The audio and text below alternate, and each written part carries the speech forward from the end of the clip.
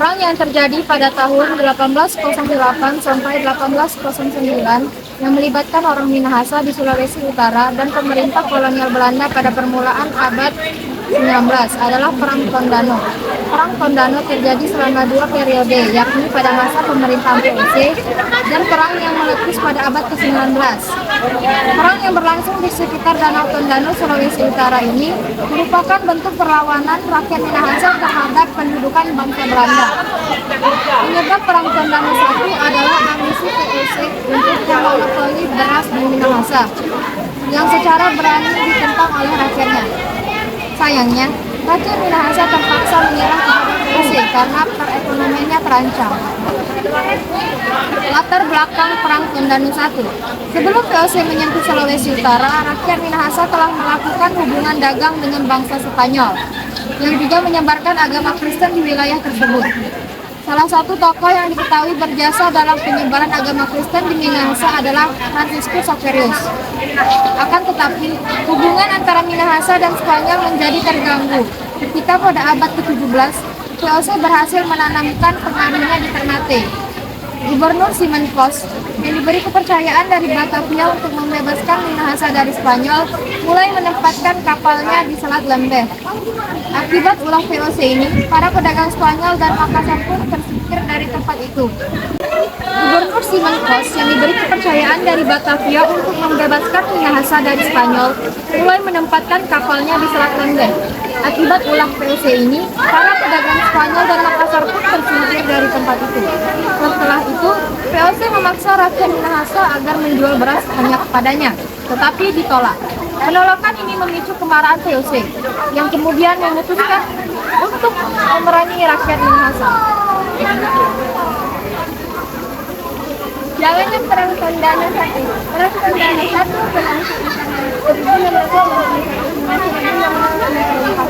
untuk melemahkan rakyat Minahasa. VOC tidak menggunakan kekuatan militernya, tetapi dengan membentuk sungai Tondano. Akibatnya, aliran sungai meluap hingga membanjiri pemukiman penduduk. Tapi rakyat Minahasa tidak pernah begitu saja dan melakukannya dengan mendirikan RSUD di sekitar Danau Tondano. Mengetahui hal itu, VOC kemudian mengepung kekuatan orang-orang Minahasa di Danau Tondano dan memberikan ultimatum. Berikut ini isi ultimatum Gubernur Simon Kos kepada rakyat Minahasa. 1. Masyarakat Tondano harus menyerahkan hak untuk memberontak pada VOC. 2. Masyarakat Tondano harus membayar ganti rugi dengan menyerahkan 50 sampai 60 juta karena rusak mereka yang disebabkan akibat luapan sungai Tondano. Akan tetapi ultimatum itu tidak digunakan oleh masyarakat Minahasa sehingga VOC memilih untuk mundur ke Manado. Lanjut Perang Tondano I. Pilihan VOC untuk mundur ke Manado ternyata membuat keadaan masyarakat Minahasa semakin sulit. Pasalnya, hasil pertanian penduduk menjadi menipis karena embung dari bangsa Spanyol telah mengusir VOC dari Nusantara. Masyarakat Minahasa tidak memiliki pilihan lain selain mendekat dan menjalin kerjasama dengan VOC agar pertanian dapat tumbuh. Terbukanya perdagangan Minahasa bagi VOC ini mengakhiri Perang Tondano I. Perang Tondano I. Setelah itu, Belanda membangun permukiman di Sulawesi Utara lengkap dengan sebuah benteng. Perang Tondano II. Akar permasalahan Perang Tondano II sebenarnya masih berhubungan dengan hasil akhir Perang Tondano I. Pada akhir Perang Tondano I, pihak VOC dan rakyat Minahasa membuat perjanjian pada tahun 1679 yang mengatur berbagai hal di sekitar hubungan dan kepentingan kedua belah pihak. Salah satu isi perjanjian tersebut adalah bahwa Minahasa akan membantu Belanda, terutama dalam menyalurkan sejumlah kebutuhannya. Dalam perkembangannya, Belanda mulai melakukan tindakan-tindakan licik, termasuk mencampuri urusan walak-walak Minahasa. Tindakan Belanda yang tidak sesuai perjanjian itu membuat walak-walak berselisih. Pada tahun 1802, Karel Christoph Prediger Junior diangkat sebagai Presiden Manado. Tidak lama kemudian, Gubernur Jenderal Hindia Belanda H.W.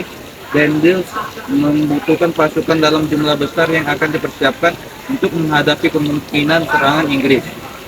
Salah satu upaya yang ditempuh adalah dengan mengarahkan penduduk dari sejumlah daerah termasuk Minahasa. Pada Mei 1808, Prediger segera mengumpulkan para hukum, pemimpin dalam suatu wilayah wala atau daerah setingkat distrik, dan menyampaikan bahwa pemerintah membutuhkan sekitar 2.000 pemuda Minahasa yang akan dikirim ke Jawa. Ternyata pada hukum tidak mau menuruti permintaan Prediger. Bahkan beberapa di antaranya mengadakan perlawanan terhadap kolonial Belanda. Para hukum dari Minahasa memutuskan aktivitas mereka di Tondano Minawanua. Salah satu tokoh perang Tondano II adalah Upung Lonto yang memimpin perlawanan dan menegaskan bahwa rakyat Minahasa harus melawan sebagai bentuk penolakan terhadap program mobilisasi pemuda ke Jawa. Perlawanan itu juga sebagai bentuk penolakan kebijakan kolonial yang memaksa agar rakyat menyerahkan beras secara cuma-cuma kepada Belanda. Jalannya Perang Tondano II, para hukum dari Minahasa memusatkan aktivitas perjuangan mereka di Tondano, Minawanua. Salah satu tokoh Perang Tondano II adalah Upung Lonto yang memimpin perlawanan dan menegaskan bahwa rakyat Minahasa harus melawan setiap bentuk penolakan terhadap program mobilitas pemuda ke Jawa. Perlawanan itu juga sebagai bentuk penolakan kebijakan kolonial yang memaksa agar rakyat menyerahkan beras secara cuma-cuma kepada Belanda. Pada awalnya, Prediger masih mencoba untuk menempuh cara persuasi dan berusaha menarik dukungan dari sejumlah hukum. Namun, melihat keadaan semakin kritis karena aksi rakyat Minahasa, Prediger tidak memiliki pilihan lain selain mengirim pasukan untuk menyerang Tondano. Seperti Perang Tondano I, Belanda kembali menerapkan strategi membendung sungai Temberan. Selain itu, Belanda menyiapkan 2 pasukan yang ditugaskan untuk menyerang dari darat dan air. Pada 23 Oktober 1808, pertempuran mulai berkobar dan Belanda berhasil menerobos pertahanan rakyat Minahasa. Serangan pun terus dilakukan baik di darat maupun air, hingga kampung pertahanan Minawanua seperti tidak ada kehidupan lagi.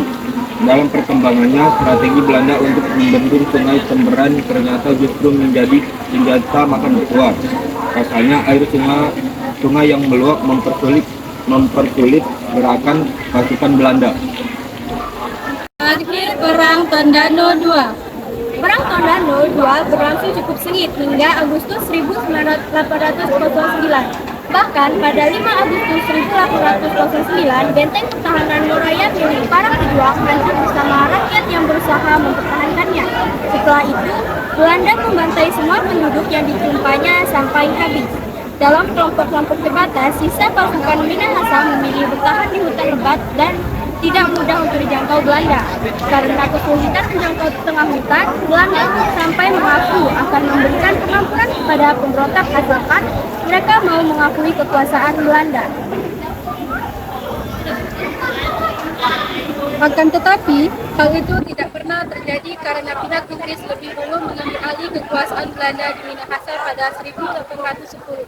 Pihak Inggris memanggil tokoh perang Tondano II yakni Matulandi dan Mamait dari persembunyiannya di hutan dan mengangkat mereka kembali sebagai kepala wala. Sementara Lonto dan beberapa tokoh perlawanan lainnya yang sempat dibuang ke Ternate dikembalikan ke Minahasa. Oleh Inggris, para pemberontak Belanda itu diberi izin untuk membangun permukiman di tempat yang lama, yakni di sebelah utara Minawanua.